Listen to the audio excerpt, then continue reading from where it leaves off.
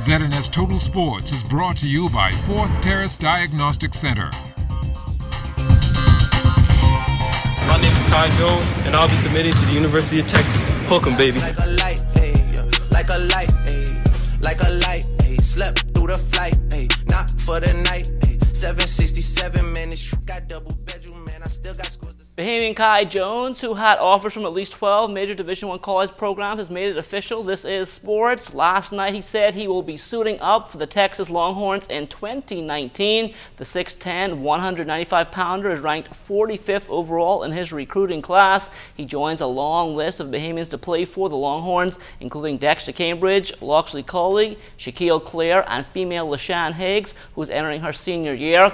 Bahamians will have an opportunity to see Jones when Brewster Academy runs in the Caribbean Tip-Off Classic, November 2nd through the 4th at the Kendall Isaacs Gym. We've gotten the information out to all the Division I schools in the United States, also the Division IIs, and even letting the junior colleges know. So our whole goal is to have as many college coaches as we can get in the gym. And with the level of players that are coming, that are all, there's a lot of mid-major to high-major players in this. There's a lot of guys that are NBA potential guys. So we're also getting a great response from the NBA. All 30 teams are looking to try and bring a scout over to watch. Last night also a big one for this year's top overall pick in the NBA draft. DeAndre Ayton, the 7'1" big man, went back to his high school stomping grounds at Hillcrest Prep as his jersey number was retired and lifted into the rafters of the school's gym. Family and I, we left our trust in Nick and Matt to really get this job done. Here I am today. It's a huge blessing. It's a lot of work. You know, they have a lot more guys than when I was here. A lot more better players as well. You guys did some recruiting, good job. And you know, the excitement, having this big gym, thanks to Mike and his brother, but just having this honor right here is amazing, man. You know, it's a dream come true. DeAndre also had some words of encouragement for those looking to follow in his footsteps. As much as I didn't like it, I knew I had to get in the gym and get my job done. It was a responsibility, a priority. Just letting you guys know it ain't easy. You know, when you hit that bump in the road, you got to get over. You have to find some way to get through that wall. The Government Basketball League's Best of 5 championship tipping off last night at the AF Adderley Gym. The defending champs, the Olivia's Guesthouse Sideboards, leading by as many as 19 points, only to see the pennant-winning Gladstone Road Liquor Panthers roar back. In the end, though, that would prove to be a deficit they could not overcome. The Sideboards hold on to take Game 1, 97-94. That team is very well prepared, very well coached. They're young, they're hungry, and they've been here before. I mean, they lost the first 2 series, first game in the first 2 series and came back. You know, I was kind of disappointed in the way we shot the ball from the free throw line tonight, especially when you take into consideration senior players that we have on the team. I mean, errant mistakes right there. All we needed was 1 or 2 of those players, and the game is just closer because we'd been up at least 12, 14 points late in the game. But they can turn over the basketball and allow them to go back and score. Especially in the bonus situation, you have to really protect the basketball and play smart basketball. We all right. My guys, you know, this is their first time to the finals. I get 5 championship rings, me and Kevin. So we are experienced. So we try to, you know, all of them, this is their first time in the championship, except about 2 players here. One day to go to the start of the World Junior Judo Championships in the Imperial Ballroom at the Atlantis Resort. We get an update tonight from Kelsey Johnson. Good evening, Jonathan. Good evening, Bahamas. I'm here at the Imperial Ballroom over at the Atlantis Resort, where hundreds of athletes are competing in the World Junior Judo Championships. Now, Team Bahamas is in the mix, and they too learned today who they will be competing against and when they will be competing. Now, joining me live is Darcy Ramming, who's head coach of the Bahamas team. Now, Darcy, how is Team Bahamas looking? Well, first of all, I'm very grateful that we've been given this opportunity. All of the people that believe in us, the IJF, the government of the Bahamas, the people of the Bahamas, and the team's looking really good. As soon as I get off air, I'm going to go run back and tell the people who they're fighting and get them in the mood. But they're looking good. They're hitting all of our target numbers that we'd like, and it's just about who is going to perform, and it's going to be this exciting part. Are you pleased with the draw so far, knowing that the matchups, looking at all the matchups?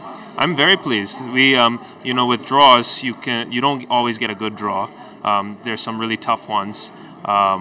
Like, for example, our 57 kilogram has to fight France, who's a big judo country. But then we also have some really good ones. Our 73 kilogram is fighting a guy from Mozambique. So I'm not saying you underestimate them, but these are, you can win. And that's the idea with sending big teams. By putting that many people up, you can beat the draw, and you'll have a couple of good draws and a couple of good shots at a real medal. Thank you so much, Darcy. Now, competition gets underway every day here at the Atlantis Resort at 11 a.m. Reporting from the Atlantis Resort, the Imperial Ballroom, back to you in the studio, Jonathan. Now, the University of the Bahamas will be well represented at the Junior Judo Championships as they have 3 athletes competing. We've been working mainly on our tachi wazas and wazas, critiquing every little thing, but not changing much because the competition is right there. So we're just sharpening things, making sure things are smooth, and making sure we perform to the best of our ability when time for competition. Me personally, I have to work on attacking more because I'm a counter fighter, so I'm good at defense and I wait for my opponent to tap. But at this high level, you can't be doing that, so I have to work on all my attacks consistent, repetitively. This will be my first IGF tournament. So going into this meet, some new experience. I feel as if I put my mind to it, along with the help of my coach, I could do it. I feel very confident about our preparation. I feel that I'm ready and I'll be able to go out there and get the wins and get the medal.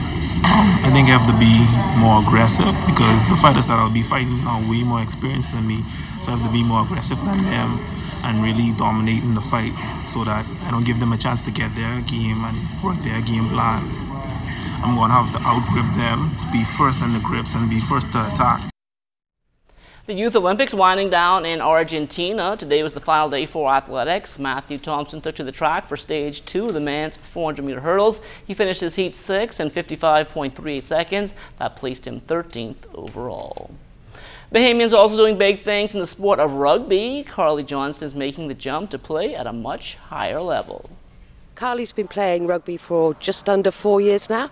We were on a trip to Barbados where she ended up second highest try scorer. She was noticed by several coaches, and one of them, who is the coach for the Phoenix Sevens, which is a top USA team, has invited Carly to join the team to go to Dubai to play in the Dubai Sevens. The Dubai Sevens there are 2 aspects to it. It's part of the Rugby World Series, and that's the highest level of rugby there is. And then there's also an invitational where, if you like, the next highest level of rugby is. So it draws crowds of over 100,000. This is a very, very serious event. For those of you looking for something to do this weekend, the National Tennis Center is an option. On Sunday at 3 p.m. it will be the Showcase of Glee put on by 16-year-old Sydney Clark, and Sydney joins us live tonight. And first of all, Sydney, tell us how this all came about. Well, basically this all came about because I'm raising funds for my next upcoming tournament in Antigua, which is November 12th to the 17th, and also I'm raising funds for the Junior Development Program for the BLTA. And tell us a little bit about what the event's all about. Basically, I got the format from a international tennis tournament, professional tennis tournament called the Lever Cup, and it'll be 2 teams, and we'll be playing a mixture of singles, doubles, and mixed doubles. Yes. And you've talked about going to Antigua. I know you've done very well so far this year, up to number 308. Just talk a little about some of the highlights you've had so far this year. Yes, I finally won my first title this year in Trinidad. I won both singles and doubles, and I also won another title in Antigua singles as well, but I had a great summer. And just tell us a little bit about the admission for people to get in and all that. The admission, $5 adults, it'll be $2 for children, and then VIP is $10. So there you have it. Come out and support Sydney as she tries to go away next year. I understand you want to play in some Grand Slam events for the juniors, right? Yes, next year I plan, with this tournament coming up, I plan to play the first slam, the Australian Open Grand Slam next year. Well, good luck, and hopefully everybody will come out and support you on Sunday. Thank you. Well, Paul Savousa scoring the opportunity of a lifetime over the weekend, and it all took place at Bahamas Royal Blue Course. We are aligned with amateurs and professionals. They are Bahamians who have the legal right to qualify for for a spot in the tournament in Abaco for the Red Duck Tour. So we just short period of time just got a handful of guys who wanted to play and see if we could get a person to qualify. We had to juggle some stuff to be able to get the golf course, to use the golf course. And a lot of guys came on short notice. Some of the guys came out of Freeport and Abaco, you know, just to come and support the tournament. And that's why it was well attended for a short period, for the short space of time that we were given to do the qualifier. The National Optimist Sailing Championships taking over Harbour Island this past weekend, and it had the full support of the Ministry of Agriculture and Marine Resources. As a representation from our youth, it's important to invest in them so that we can keep the sport of sloop sailing alive. We're looking forward next on our calendar with the Best of the Best Regatta coming up in December. Shortly after that, for the youth, we're going to see them in the Sir Durward Knowles Junior National Regattas, and that should be about April. I think that the representation that you saw today, most persons would agree that sailing is certainly in a wonderful place in the country because the youth performed outstandingly this weekend. Most of them we will see again in April when we go to the Nationals. I think from the government perspective, we've been doing a great deal already, but today we heard that you have more children interested than there are actually boats.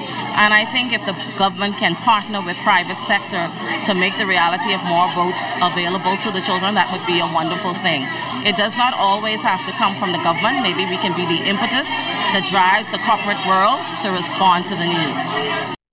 And that will do it for sports. Stay tuned. The Bahamas Tonight comes back after the break.